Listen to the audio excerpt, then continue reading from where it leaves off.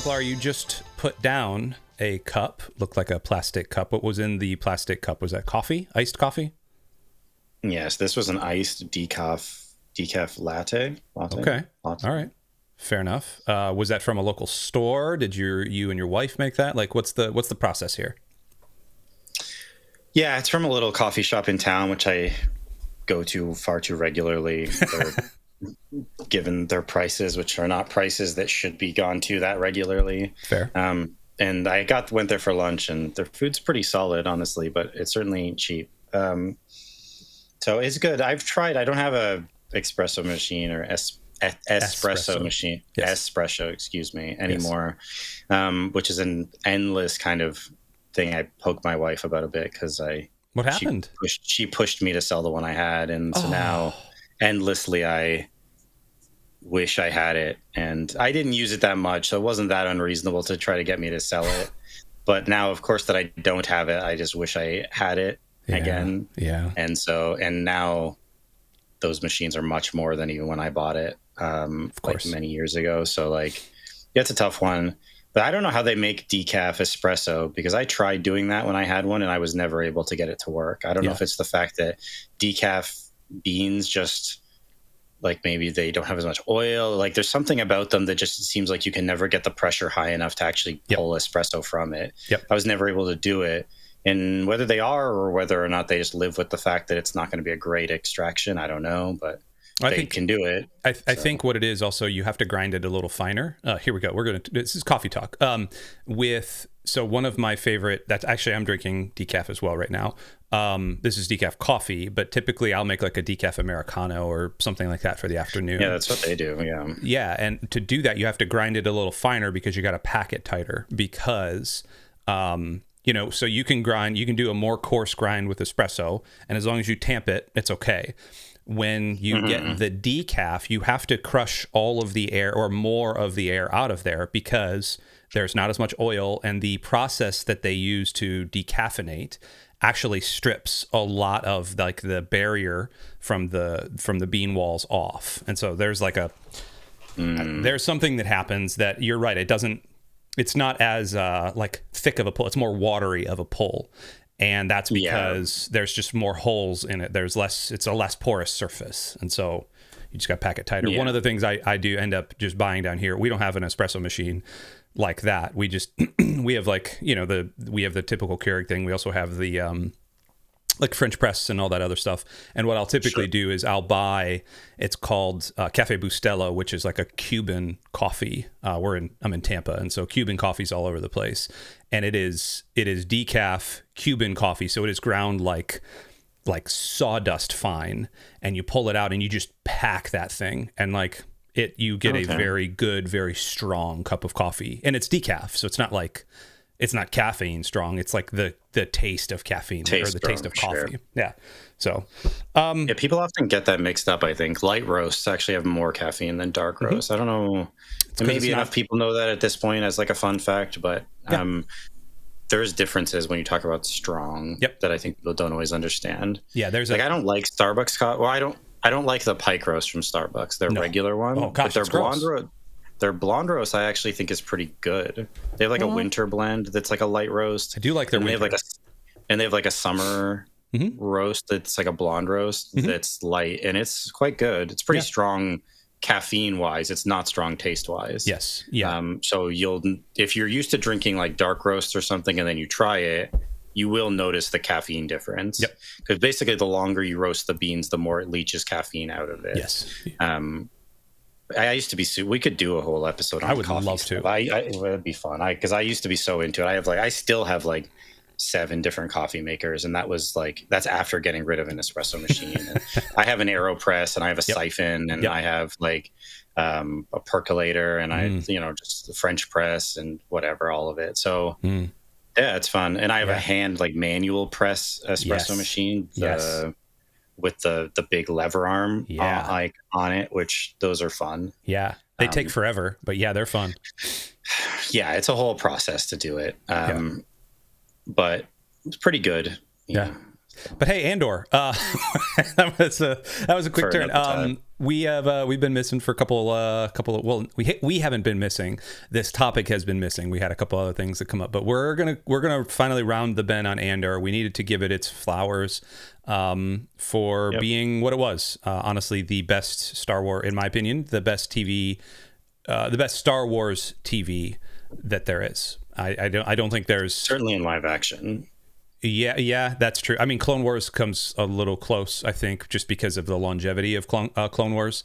But the animated side in general is just more solid. Like, yes, I feel like they've had fewer misses on the animated side, where on the live action side they've had a lot of misses. So maybe this is better than that, but like, certainly for live action, I don't think I don't know if there's anything that's even close. Maybe the first season of The Mandalorian, or like first 1 or 2 seasons. That's the only thing even in the conversation, right? Yeah, I think, like, as we open up and talk about a little bit about Andor, I think The Mandalorian, what it had going for it was really kind of the first one out of the gate. You know, it was the first to market in terms of Star Wars live action. I mean, I don't think there was anything before that, but it kicked off the whole, like, Disney taking over this, and then, you know, Mandalorian, and then Book of Boba Fett, and then that travesty of Obi-Wan, and then Ahsoka, and then Andor, and then, you know, then the Acolyte. Excuse you, Gino. Sorry, I'm sorry. Excuse you, Gino. Lest we forget. Rest in power, Acolyte. But, you know, so Andor kind of came with critical success, and honestly, I think they did pretty well in following up that critical success from season 1. And so we're going to talk about episodes 10 through 12, just in big, broad generalities. We're going to be watching as well behind us the Emergency Awesome video, which is a very good video. I highly recommend you go and check it out. He does very well at breaking down a lot of, like, the Easter egg. We're not going to get into all of the subtle nuances of all of the stuff. There's a ton in these last 3 episodes because it needs to tie it into Rogue One. What I did want to do is I did want to kind of piece together the storyline from the year BBY1, which is the year or battle before Yavin, whatever. I can't remember. It's the 1 year before the battle for Yavin, which you find in Star Wars: A New Hope, and it leads directly into the events of Rogue One.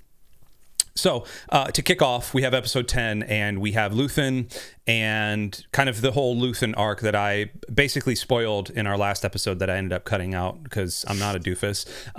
But we see kind of Luthen getting an advanced notice that, hey, like, there has been some, basically, hey, I stole Dedra's email password and I hacked her computer and I saw all of these things, and they're building the Death Star and it's a weapon and yada, yada, yada. And Luthen ends up killing the guy, Yanni or whatever his name is, ends up killing him out in a park. And all of a sudden we get back to, you know, this is the moment where Luthen and Kleya need to get out. And interspersed with this entire episode, we see the Kleya Luthen story. We see Kleya as like a 10, 11, 12-year-old. We see, you know, Luthen this was unbeknownst to me up until this point, but he was essentially an Imperial soldier, an Imperial officer, and he was sent to kind of take over whatever Kleya's hometown was, and she hid in the ship, and he took mercy on her, didn't kill her, and essentially raised her as his own daughter. And it was it was very, very cool to see kind of their story. It was also very interesting to see Luthen as kind of a jerk throughout the ages. Like, his personality was just very, like, he's very harsh with her. Like, you can tell he loves her, but also he's very harsh with her. And we see Dedra, and back in present day, Dedra rocks up to Luthen's place of business as Luthen is trying to destroy the radio. Everything unfolds there. Dedra shows him the star fighter, star killer, star whatever, the hyperspace module that Luthen had Cassian steal at the very first episode of season 1. And Luthen proceeds to go through what is it, Harikari seppuku. He commits seppuku on the knife, and then we see kind of some backstory, and then all of a sudden he's in the hospital on life preservation. And Kleya breaks in a very awesome episode. And like the 10 or 15 minutes there were like Ocean's 11, Ocean's 12 level of just like spycraft and the music going back and forth and the tension and the emotion of Kleya having to pull the plug on her mentor and her father so that the Empire did not find out about Yavin. We're going to stop there. Episode 10. What did you think? Yeah, episode 10 was my favorite episode of the season. Which is shocking to me.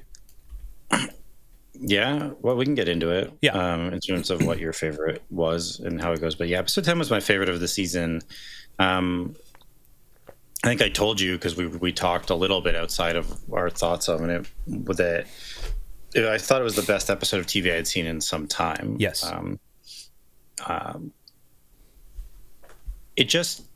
All the different elements of it really come together for me, and they really work. Let me just kind of gather I think the backstory stuff works. I think it's dispersed throughout the episode in the kind of perfect amount, and like there's just enough of it where we don't linger too long on it, but we get a good idea of what the relationship is, how it built over time. Because yeah, like I didn't really know what their relationship was. I just sort of assumed she was an associate sympathizer. Yeah, like that she was sympathetic, or they had similar beliefs, and that he had hired her or whatever, and that like I didn't know, and I don't know if there was any indication that they had more of a relationship than that. And yeah, it is an interesting one because they never give the impression of a father-daughter type of relationship. It is like associates. It's always so professional, and the stakes are always so high with them that you never really. There's never an opportunity. I mean, there is no opportunity for any kind of lovey-dovey father-daughter moments, really. I mean, we never get that. But all of the flashback stuff to me is done very well and establishes the relationship in a way that, like I said, I think it's just the right amount of it. I like the dialogue a lot. It's interesting for both characters, and you can see the growth and the development of them. You can also see that even if he's tough with her, he tries to shield her a little bit, despite how serious the things they're doing. Like when he's going to blow up the bridge, or blow up in one of the flashbacks, they're sitting at a cafe and they're going to blow up a convoy, I guess. Yep. And she takes the detonator to do it, or he basically gives it to her to, like, I think bluffing a little bit to see if she'll do it, and she's going to, and he takes it back because he doesn't want her to cross that line, at least at that point. But then the rest of the episode, the whole episode just moves. Like, we're moving the whole episode. And I think maybe part of me just really likes that it's not too fast paced, but we're moving. There's stuff happening. Like at every point in the episode, something is going on. Early, this guy, I'm blanking on his name right now, but he basically realizes he's been burned, or like he finds the Death Star information, reaches out as an emergency, but also he realizes that they probably know who he is, who Luthen is, because they've tasked like this force, and he knows that she's been after him for a long time. She's been after Luthen. Dedra has been after Luthen for a long time. So we go there. We meet him. Luthen makes some promises, like, just tell me, whatever. He tells him, then he kills him, as you say. So it's pretty cold and brutal in that sense of, he like basically promises him that he'll get him and his family out, and then he just kills him. Yeah. Because I guess you just can't have too many people knowing about the Death Star, and also it's a connection to him and them, like, and if he got caught and turned, who knows what he could give up, right? So quite cold, goes back. Dedra arrogantly, and she gets called on this in episode 11, goes in because she wants to have this face-to-face confrontation. So instead of just sending in the troops to capture Luthen, she goes in and she wants to have this, like, she wants to gloat. Like, she wants to be like, after 5 years or after so many years, I've caught you. Like, I did it. I've got you. And that ultimately ends up being the problem, because he's able to injure himself severely enough to bring her to the hospital. But anyway, then we get this like really epic scene, whole sequence with Kleya on her James Bond, stuff, going on a mission, breaking into the hospital, blowing up some like transport, and getting through. Really nice, touching moment with Luthen, because she's there to kill him. She's not there to rescue him. There's no rescuing him. Right. because he can't be questioned because he'll give up too much information. Eventually he'll give up some, like, too much, and he knows too much. Goes in really nice moment. She kills him. She pulls the plug on the life support and gets out. And then basically we go into episode 11 where she calls for help. But it's got so much drive, energy. Kleya's actress, I don't know her name, but she completely sells all of the so good. All of the tension, all of the action stuff. She sells the emotion. It's an incredible piece of acting in this episode. And for a character that I had zero investment in really in season 1, and who everything of my investment in her was just from this season, she just did a great job. Like, it was just phenomenal. So I love the energy of the episode. I love the emotion of it. The flashbacks were well done. The action was well done. And so, yeah, it was great. I really had an awesome time with it. And it really stood out to me, even among a season that generally I'm still high on and I think is quite good. This one really stood out for me. Two things. And one of them is referenced in episode 11, but, her name's Elizabeth Dulau, and I was looking at some other stuff. I have never seen her before. Maybe I have, and she's just kind of been a background character. She really stood out this entire season, and it built as the season built in tension. It built her entire thing built, which I thought was awesome. The second part is, and we're going to roll into episode 11. There's an interesting bit of humor where there's some security things happening, and they're rewinding through the security footage, and the guy's like, it must have been, they had 3 people, or they had 4 people, or they had 2 people, or whatever. And then it pauses on her, and he's just like, it's just her. It was like, oh, cool. Also, I thought it was very another little piece of humor from episode 10. She's pushing around like the ET grandma, and I thought that was very funny. That was a good, yeah.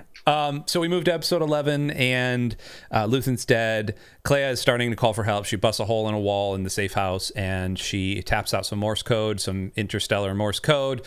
And all of a sudden, we see Will again, and Will is, I guess, with this girl now, the French chick, and the radio starts lighting up, and he runs in and sees K2 and Melshi and Cassian playing some sort of game, poker or whatever they're playing at the time. Sure.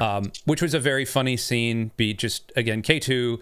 I understand K2 is like the adult version, the grown-up version, let's put it, of like R2. If R2 had English, that would be what K2 is. I get it. I think he's very clever.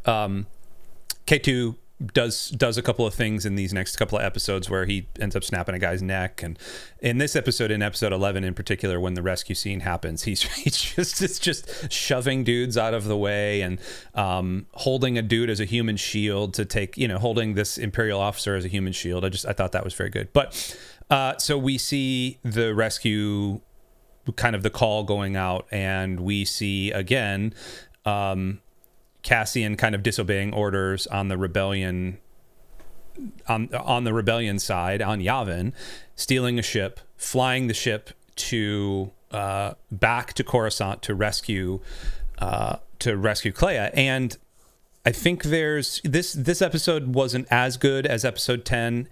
It was not as ho-hum as episode 12. Like, I think this one was kind of right in the middle. Cassian and Melshi run up to try to save Kleya.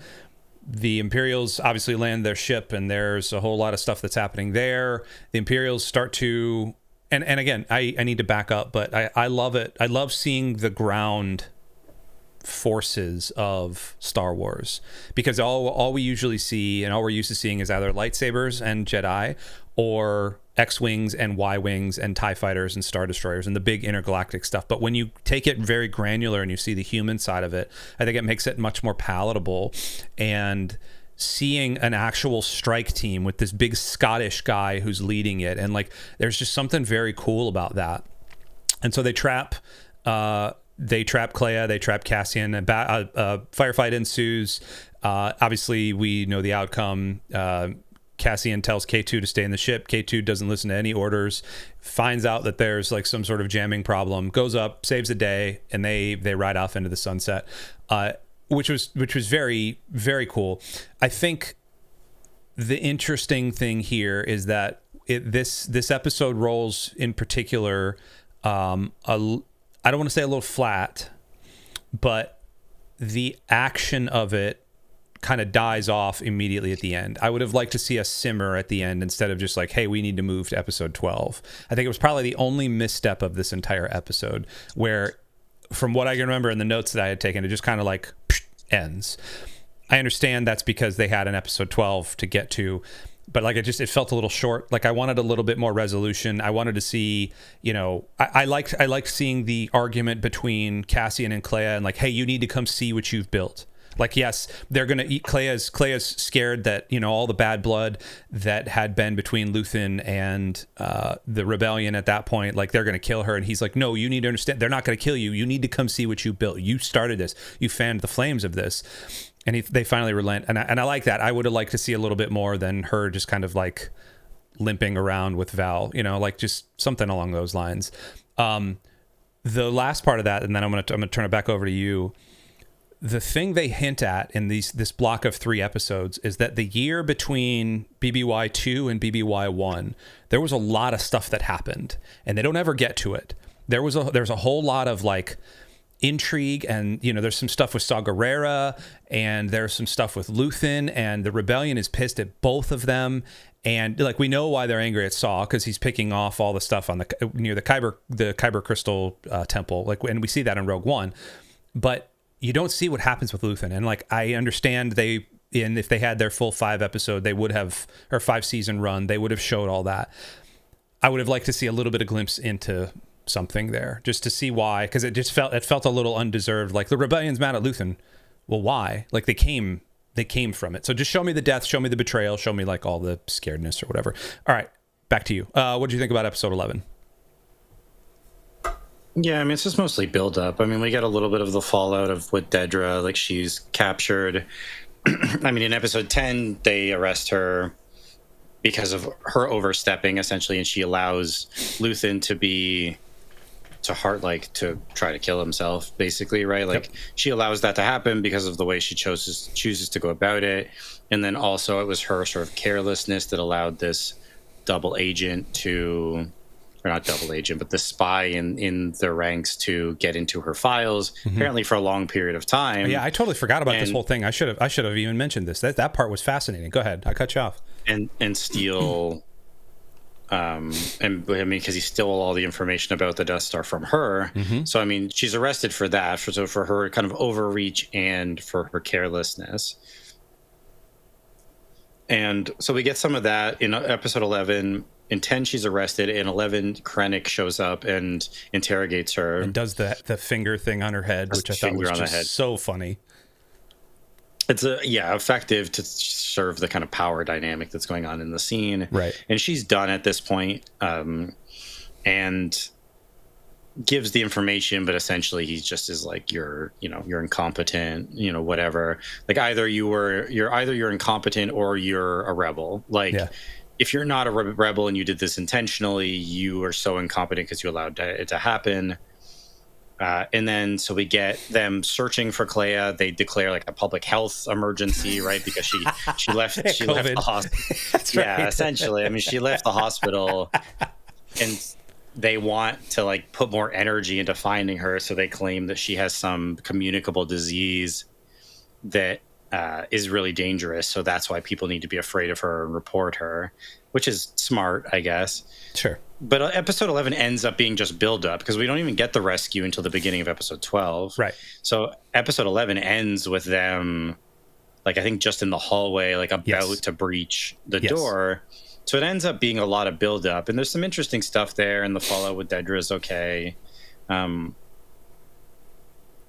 I think the problem with episode 11 is episode 12, right. Like, for me. Right. Like, the problem with 11 is not 11. The problem is that it's another build-up episode. Right. And then I don't think 12 really pays it off that well. Yep. Agreed. And that's what I mean by it just kind of ends.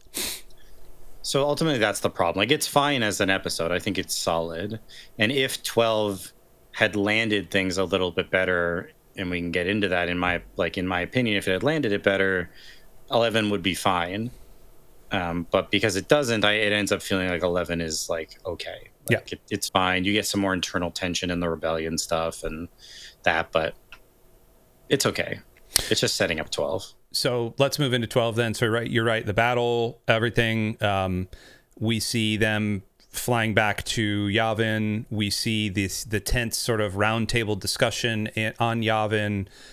We see a decision to not go. Well, we see essentially the call for Cassian to come to Kafrene to pick up one of Saw's associates to figure out like how to infiltrate and do all sorts of stuff there. We see all that playing out now, and the decision there, we kind of don't need to get into the whole what was his name, Tivik. Like we don't need to get into all that. Like that's fine. We know that Saw is going to be there. We know Saw is on Jeddah. We know what all of kind of everything that awaits there. We do know that the title of the episode is like Kyber and Urso. I can't remember what it's called. Kyber, Urso, something or other. But it's just it was the three things that Kleya had wanted Cassian to remember. What was it? Jeddah, Kyber, Urso. There it is, right there. Jeddah, Kyber, Urso, and like that. I think that was well done. There was it was tense. Whatever. We're flying back. Yay! Everybody's good. We make the decision is finally made. Hey, cool. That we're gonna kick this off, and there's this montage. I'm just kind of skipping to the end. There's this montage at the end that is interesting to me. You see Dedra in the same prison that Cassian was in, which I thought was fitting. You see Cassian doing his cool guy walk up to the ship, getting ready to launch to go to find Tivik. You see kind of the Empire like doing its Empire stuff. You see Kleya kind of like waking up and realizing like, okay, I'm here. You see it's kind of the thing in the box type of thing. The thing I had pointed out to you, and that essentially the diplomats, like Mon Mothma says, like, okay, just go. Like you need to go you need to do the thing. You need to find Galen Urso. You need to take care of this. Like Tivik's going to be able to. We need to stop Saw, and we need to track all this down. Okay, cool. And we're off. And there's one scene in that final montage there that didn't make any sense to me. And I don't know why it's still in there, and I have not tracked it down, but it's a scene back on Coruscant, and it is Mon Mothma's husband, and then the wife of the guy who, how do I put it? His sister-in-law then, I guess? So Mon Mothma's daughter married this woman's son. And she's like curled up on his shoulder. And like, I still don't understand what that is. And I need to track down what that is. Like, was there a deleted scene? Like, was there's no way that like they just left that in because there was a deleted scene. Maybe they did because they needed to make the score matter. Like, I don't know. But there's that like that whole part of it was like, okay, other than that, like, you're right. I don't necessarily think it landed. I think what it was trying to do, and the case I was making to you in our co-working, I think, was they were trying. They can't have a big bombastic battle because they have to have Rogue One happen, and Rogue One starts on a pretty subdued note. It really does. Like, it starts on a spy thriller note outside of like, okay, Galen Urso, and here's baby Jin or 8-year-old Jin hiding in a rock. There's that, but they need to kind of put the chess pieces in place for this story, and they had to, as the showrunners, they had to land it, and they did. I think effectively, like, they set up Rogue One very well, even to the point of, and I pointed this out as well, the entire score for this series or for this season starts out in episode 1 as very electronic, very minimal, like Star Wars-y orchestral horns and strings, very electronic, even to the point of like Mon Mothma like raving when she's drunk. And then the entire series starts to add, or the entire season adds in more and more and more orchestra stuff until, as the closing kind of credits happen, we hear the Rogue One theme being played in its full orchestral John Williams-y glory. And I think it's very cool how they work all that in. It's just, that's little like nerd stuff that nobody's going to care about, but it just kind of adds to it. So I've waxed poetic long enough about episode 12. What do you think? What are your thoughts on this episode? Yeah, well, you kind of referenced it there, is that I think part of I think part of the issue I had with episode 12 wasn't so much even the episode, but was maybe my expectations for it. And even though logically I knew that they wouldn't really make a ton of sense for them to have a battle or something in episode 12 to end on some big thing like they did in season 1. Even though logically I kind of knew that wouldn't make sense, I guess I was kind of hoping for like more something of consequence to happen. And like I get that there's impactful things going on, they're just more subtle, I guess, in terms of what's happening. Yeah, but I guess I was hoping to end on a bit more of a bang, and it just kind of ends with a whimper. Like it really is this sort of like what's the poem, not with a bang but with a whimper. Is that the Wasteland, T.S. Eliot? Yeah, the Wasteland. Yeah.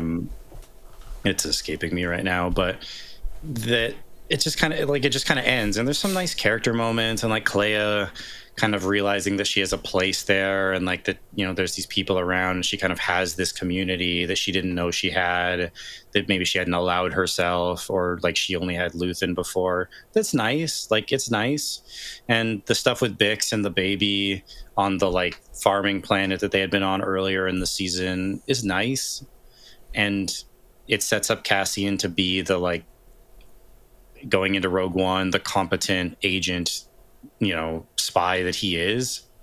It's nice. It's fine. But I don't know. It's just, there was a lot of buildup in episode 11, and then the rescue takes like 2 seconds at the beginning of episode 12. It feels like it's like 5 minutes and it's done, and then they're back on Yavin. And then it's just pretty quiet, the rest of it. I mean, it's just like bickering about stuff and arguing about, what they're going to do, whether they should believe this or that, and them not trusting Luthen. And like Cassian has some nice dialogue defending Luthen and defending what Luthen did, that they wouldn't be where they were without him. Like, so he has a nice moment where even though we know all of his issues with Luthen and all of his strife with Luthen, he gets a moment to kind of defend him and to really fight for who Luthen was and what he did and what his importance was. So like there's some nice scenes. It just like all ended up feeling a little underwhelming for me. And like maybe that was expectations coming into it. And I will also say, like, upon finishing the season, I think I felt the rush of the season more than maybe previously. Like during the season, I was generally just enjoying it, and like I thought it's going quick, but like it's fine. But I think looking at the season as a whole, it definitely feels more rushed in the sense of like this was supposed to be 4 seasons and you made it 1 season. Yep. And I think that just becomes much more apparent as it ends, that like we needed more time with all of this stuff. Like there's so much more here that they could have explored. And even though they did a nice job with it, and generally I'm quite high, I don't want to end on a down note in that like I think the season was poor. I think the season was excellent. But like you definitely feel that it needed more time, and that each of these sections would have made, if it was of this quality, like for excellent seasons of their own, I think. And you could have got into a lot more that I think does feel lacking. Like having seen the season now as a whole, like one of the things I want to ask you is like, why is Saw Gerrera in this show? Yep. Like, is he in it because he's in Rogue One? Is that it? Like, I think I think it's that. I think he's in parts of Rebels. I think and correct me if I'm wrong on this, the internet, I think he's actually in Clone Wars too, the animated series. I'd have to fact check that. But I do know he is definitely in Rebels. Sure. And I think they had Forrest Whitaker and like, oh hey, we got him on the bankroll, like let's throw him in as a druggie. Sure. That's one of those. If they would have had, so there's 2 things in particular that I think they could have done. 3 really, if we want to go a little bit. So Saw Gerrera, let's explore him and the will and like the drug thing a little bit more, because Will they could have set up to be a really good character, and I really thought he was going to be doing something, because episodes 1, 2, and 3 he was pretty pivotal, and then he's just kind of like a character, like a bit part character the rest of the time. He's just there, yeah. Yeah, he's just there. So they could have really done something with like the big brother, little brother dynamic between him and Cassian, because it's there. So there's that. The second thing is, I would have loved to see, so Partagaz ends up killing himself. in this episode, and which was a very like interesting scene. You knew it was going to happen when his friend or the other Imperial officer like puts the gun down, whatever.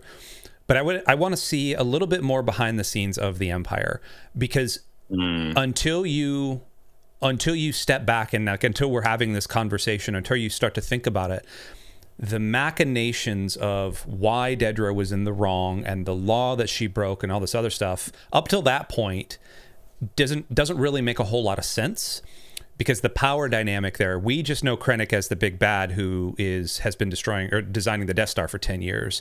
We don't necessarily know that he's also the director of this whole thing, like he's the supervisor of the whole planetary system. You don't really see like the pyramid structure between Krennic and Partagaz and Dedra and, you know, Young and all the other dudes around it. You just kind of know that they report to Partagaz. Partagaz feels he's responsible and he's gonna kill himself. So there's that thing. But I also really, really wanted to see them explore a little bit right before like Cassian, and maybe they could have done this, but like, why is Bix on a wheat planet? Maybe it's the planet from episode 1, 2, and 3 again. But like, I want to see a little bit more about that baby. Yeah, 'cause the droid was there, because they leave the droid there. Right. Okay, and that's good. And then the droid is there at the end. So it's the planet they're on to start the season. Yes. Okay. I want to see that a little bit, because that was, and I told you this, I think, in co-working, but like that was heartbreaking to me, because we know that in like a month or two, Cassian's going to be dead from the Death Star being fired upon the Imperial archives. And I don't know, man. Like I want to see, I want that to be sealed a little bit more. I think they did a really good job, to give them their flowers. They did a really good job with Kleya and with Luthen, and I was not expecting them to go that in depth. They didn't do a good job with Mon Mothma, and they did not do that good of a job with Cassian himself. They didn't. You saw Cassian's sister. Outside of that, like, I don't know. I don't know what else. So I agree with you that it felt rushed. I think they did the best with what they had. Sure. I mean, they did better than Rome did at cramming a bunch of extra stuff into a second season. Shout out a classic HBO production. For those of you who don't know, because that's early 2000s at this point, there was a show called Rome on HBO in during Sopranos, maybe just after Sopranos. I think it was during Sopranos, pre Game of Thrones. It's like Julius Caesar and a bunch of whatever. We don't need to get into it. But the first season is phenomenal. Yes. And then they learned that they were going to be canceled. And then so they had to cram the same kind of thing. They had to cram like 3 or 4 seasons worth of content to season 2. And it jumps even more and has to cover, it tries to cover everything in the season. And this, I'll give them credit that it's still worth watching also, by the way, Rome, if anyone has any interest. I assume it's on HBO Max. If it is, I would recommend it. Although be aware of heavy content stuff in that show. Lot of big time content. Game of Thrones. Warning, Game of Thrones, a lot of language, a lot of nudity. Yes. Ton of it. So just be aware of that. And I think they were intelligent in how they approached it. Like, it's a lose-lose, because I don't think they were never going to be able to get it complete. Like, they just didn't have time. So I think they made the intelligent choice, which was to try to tell as much as they could, be intelligent about like choosing specific storylines, accepting what they weren't going to be able to cover, and just doing it. So they did a good job, I think, all things considered. But it was a lose-lose, because even with that, there's just too many things that are not covered. And Saw specifically bugs me because I get it. You know, I get you have Forrest Whitaker. He can monologue. We've joked about it in the past. Like, if you need an unhinged monologue, he's your guy. He absolutely nails it every time. Yes. But like, I want to see it. Like, show it to me. Like, show me what he's doing. Don't just like have a couple scenes of him like killing a spy and then he's stealing and huffing gas or whatever. Like, I want to see him actually, like, show me what his operations are like. Show me that part of the rebellion. Like, actually show me like him planning and executing an attack on an Imperial outpost or something, or raiding shipping on Jeddah or whatever. Like, show me it.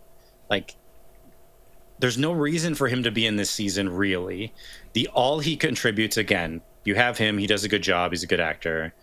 But like, is, I guess, to show like the different wings of the rebellion. You have the Luthen side, you have the Yavin like thing that's coming together, and then you have the Saw thing. And like Saw and Luthen are both the kind of like parts you need to start. Right. But like as the rebellion becomes more structured and organized, like they don't really want those guys anymore.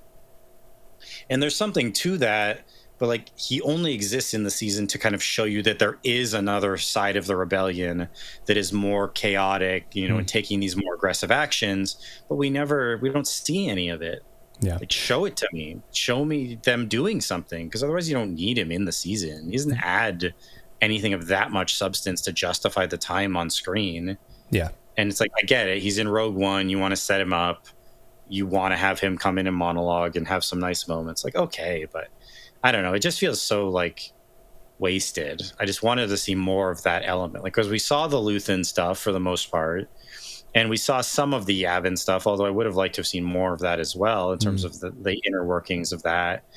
And like, how do you transition from a rebellion, and how do you take people who are rebelling and then make them fall in order, but just in a different system? Yep. Like, you're literally getting these people because they're rebelling and that's what you want to do, but then you're trying to get them follow a system and order and not be rebellious towards you.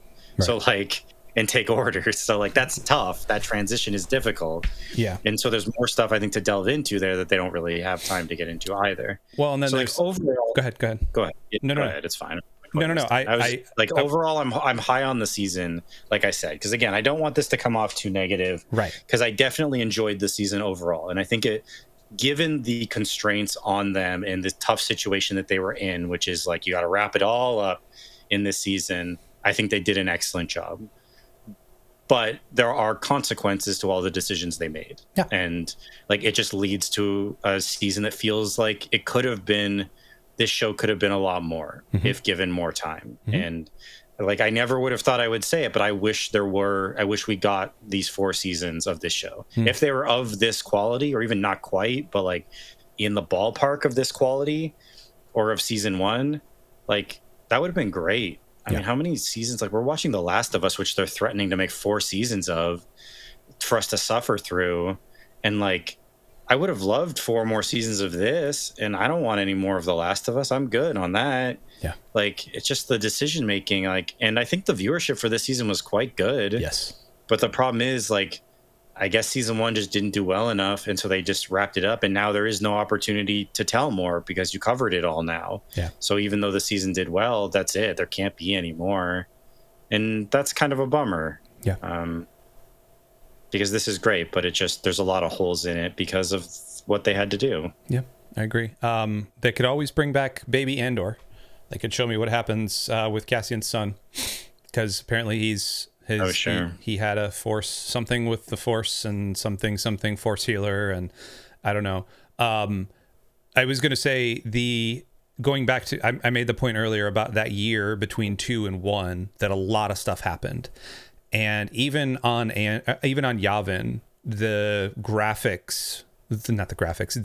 visual representation of what was happening on Yavin in between 2 and 1. 2 is kind of still like this scattered sort of military base. 1 in episodes 10 through 12, like it's a starfighter base. Like there's X-wings, and like it's a fully militarized thing. And so in between those, Mon Mothma made this huge speech, I'm assuming to all corners of the universe or the galaxy or whatever we're calling it. And so she was able to pick up a lot of resources and people. And so like I want to see not necessarily the politicking, but I want to see Mon Mothma visiting like all of these. I want to see her going to Alderaan and like picking up money from like Bail Organa's family and like flying it back to Yavin and like watching the credits pour in so that they can build X-wings. Like, because the whole idea, especially in episodes like 7 through 9, is that this is still kind of ragtag. Like, we need Luthen, we need people like Saw because they're on the fringes, but at least they're still doing damage. Like, we don't have enough power. And then a year later, all of a sudden we have like X-wings and we can just like shoot down Star Destroyers. Like, that happens because in Rogue One, like there's a couple of wings of X-wings that attack, and they fly into Kafrene, and they fly into these areas, and like that just doesn't come from nowhere. And so I agree with you. Like if you would have been able to give me a season of like some of that happening, I think that would have been awesome. I don't know. It might have fallen off in quality, and there's always that danger. I think what they did do is Andor did something that British television is very good at. And I'm not like the biggest fan of British television, so please don't hear me. I'm not like a Britophone or whatever it is. A lot of British television, like I can't stand. Like things like Downton Abbey are just drive me nuts. But what they do, particularly like Sherlock, they'll do like 4 episodes, maybe 5 episodes for a season, and then they'll be done, and they won't belabor the point. Like if the run of the show is over, they end the show. They are British television is well known for just like, hey, we're not going to string this on anymore. And I think maybe Andor could have done one more season, but even right now, like they're like, okay, we're done. We told our story. The story is out. You have everything in your hands. We're not going to belabor the point. We're not going to do a reboot where this is not, we're not going to bring it back from the dead. Like it's done. And I think, hopefully, I mean, unless Disney decides they want to, pluck the money bush again from Andor, I think that's a good decision, because ultimately, like, this is an 8 or a 9 out of 10 show for me. It really is. From season 1, like I went back and started episode 1 just to see, and it's you can definitely tell like it's the first episode, and everybody's a little younger, and it was 4 years ago, but the quality of storytelling is still there. Like there is still the intrigue, there's still the bouncing and but not like chaotic bouncing. Like it's there, and I credit Tony Gilroy, and I credit all the people on the writing staff for that. But what I really credit, honestly, and I hate doing this, I credit Disney for not just saying like, hey, we've got something really good here, we're going to continue it, and we're going to beat it into the ground. Like they said, no, we're good. Like we're going to end it here. So I don't know. And maybe they were forced to do that. Who knows? I think you're right. Maybe viewership numbers from season 1. Yeah, I mean, I don't. This isn't a Babylon 5 situation where like, just referencing all these older shows, but like, for those who don't know, Babylon 5 was a sci-fi show. It's very dated now in terms of its effects and that. It's so bad. But it was a show where the creator knew the story he wanted to tell. He wanted to tell 5 seasons of a show. He told 5 seasons of a show, and the show ended, and that was it, and it was done. Yes. I don't think that's what happened here. I think they probably would have been happy to make more seasons if it had made money and been successful in season 1. But unfortunately, in the sea of their shows that were terrible but did well, Andor was the one that was great and didn't do that well in terms of viewership, season 1 anyway. So they, I think, told them, like, just do what you're going to do. We'll give you one more season. Yep. And at least they gave them, I guess, a second season to do. I mean, maybe they had already... And a lot of money, because I mean, this isn't the Mandalorian, like everything is a screen that they're like walking around or whatever. This is like sets and props and budget, like a lot of budget. And so, yes, that's good. But yeah, ultimately it ends up feeling rushed. And for me, it probably, I mean, scoring is tough, but it probably ends up at like an 8 for me. I think there's just too many holes because of how rushed it ultimately ended up having to be. And like, it's okay when you come out of a show and my complaints about the show is that there isn't more of the show. Right? Like, that's so rare. Yeah, that's not that common. Like, when we watched Obi-Wan, our complaints were not that. We had many, many other complaints, right? My complaints about Andor is there isn't more Andor. Like, or they're like, I didn't see more with Saw. I didn't see more with the Imperials and like the behind the scenes. Like, those are my complaints because it was rushed and they had to finish it early. Like, so when those are your complaints, like, they're better complaints to have. Yeah. But, they are still problems with the flow of the season and the pacing in some places, and like the payoff, which can't really quite be there just because of the situation they were in. So it probably lands at like an 8 out of 10 for me.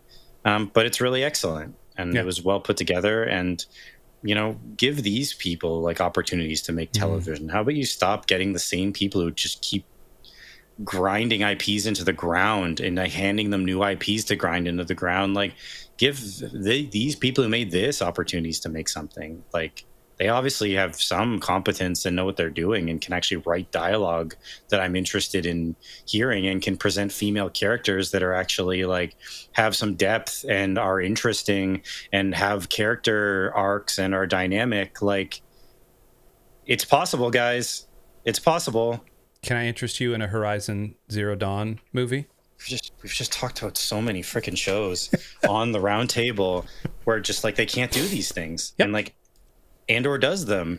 Like, yep, they have female characters. Like, they made from a character like in Kleya, who I had zero interest in season 1, who was like basically almost nothing in season 1, just kind of a supporting whatever, like, to a character I really cared about, and I cared about her arc, and it has a lot of depth and nuance without a lot of screen time, and that's not easy to do. That's very effective writing to do that. Like, it's possible, guys. Like, you can make good female characters without like making Ironheart. I'm sorry. Like, we can do it. Get like, I'm sorry. Like, and you know, I hope Ironheart's great, and anyone who's interested in that IP, like, I hope you enjoy it. Like, genuinely, I do. But we've just seen so much garbage that, like, I don't want to be negative because the show is great, but like, when you actually get something good, it almost just highlights how so many other things we get are not very good. Yep. And it's like, it's possible. Even from Disney, it's possible. Yep.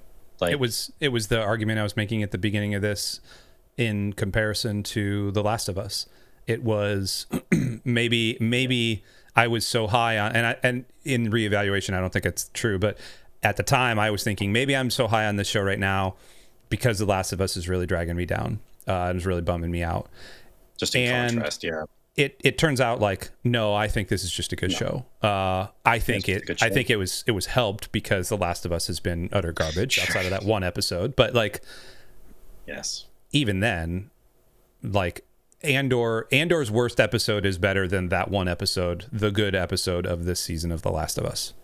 It just is. Yes. I will also give them credit.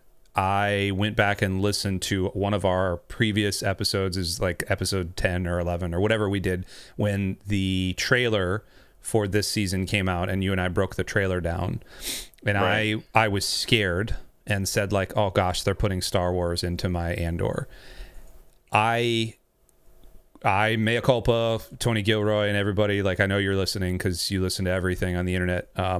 But there was one reference to the Force, and it was a Force healer. There were no lightsabers. It did not get junked up with Star Wars in my Star Wars. And I really thought we were going to get Vader. I thought Vader was going to show up at some point. Yep. I really did. And they didn't do it. And I'm glad they didn't do it. It was an incredible restraint, because, you know, they could have gotten way better rankings if in episode 12 they did the spin that they did in Rogue One. Rogue One needed Vader because we know that Vader towards the end becomes like, you know, he's the pursuer of Leia, and so he needs to be there.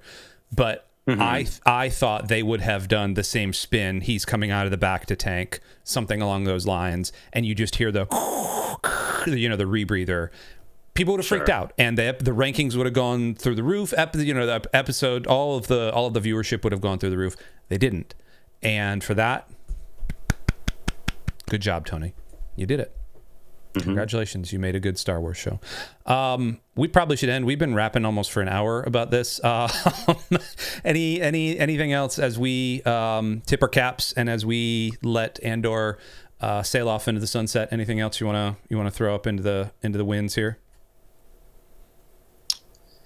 No. Shout out Kleya, and I'm gonna have to look up what that actress, what else she's done, or maybe what else she's gonna do, because she's great. So she's great. She's watch Andor. Check it out. It's good. Don't bother with The Last of Us, and just go watch Andor, and then watch Rogue One if you haven't seen it in a while. I rewatched that this week, and it's great. Same. It's so good. Just as great as it was when it came out. So, yep. No, it's nice to talk about a good show, and this was a really good show, and we're not ending on the highest of notes in terms of the episodes, but the season as a whole was very satisfying, and it's nice to talk about something that was made with quality and obviously some passion for the source, like for the world and the material. I was thinking about it, though. Every good book you've ever read, usually the inciting incident, like the best parts of the book are like 3/4 of the way through the book, and then the ending is usually like tie up and all that. And I think that's exactly what needed to happen here. Was, you know, the last episode 8 is my favorite episode. Just that's an easy one. Episode 10, sure. So episode 8, 9 was fine. 10 was also really good. And so you've got that block of 3 episodes in there, 2.5, but 3 episodes in there. Whereas like there's like really, really cool stuff. Even episode 9, like with Cassian pulling Mon Mothma out and just like getting trigger happy and shooting and like the tension there, like that was a really good episode. Maybe not as good as 10 or 8, but like it was still good. You needed to have kind of the denouement, like the other side of the mountain to come down, because you can't just end the series then. And so it mirrors most storytelling, where you have your big huge thing and then you need to clean up. But yeah, you're right. I think it would have been cool if like we could have come down just a little bit and then launched into Rogue One. But yep. Whatever. Thanks, Andor. Thanks, Templar, for allowing me to rap a little bit about this. Thanks, everybody, for watching this and listening to this. Go watch Andor. Smash thumbs up and like and subscribe if you made it this far. You're a nerd like us. We love you, and we'll see you next time. Ta-ta.